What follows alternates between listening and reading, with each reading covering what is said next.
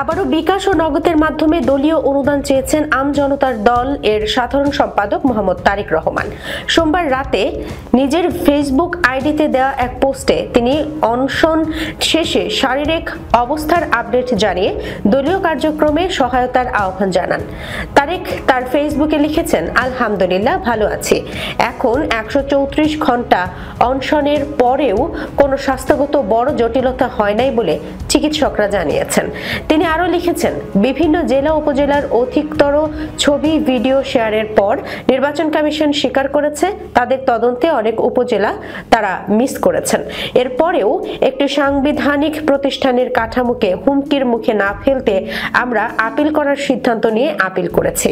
পুনরায় তদন্ত ও যাচাই বাছাই নির্বাচন কমিশনকে সহযোগিতা করার সিদ্ধান্ত নিয়েছি।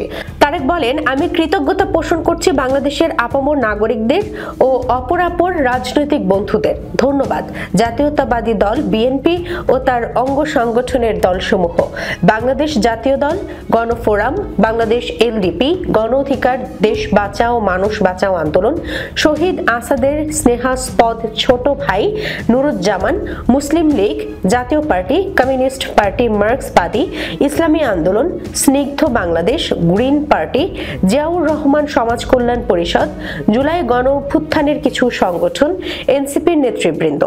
এছাড়াও বিশিষ্ট ব্যক্তিত্বের মাঝে ইথুন বাবু, আবু হেনা রনি, মৌসুমী আপু, লাইলা আপু, হিরো আলম ভাই, হৃদয় খান বাদশাহ, আগ্রাসন বিরোধী গায়ক গুণী ভাই এবং জাতীয়তাবাদী দলের বন্ধুদের ধন্যবাদ ও কৃতজ্ঞতা জানাই।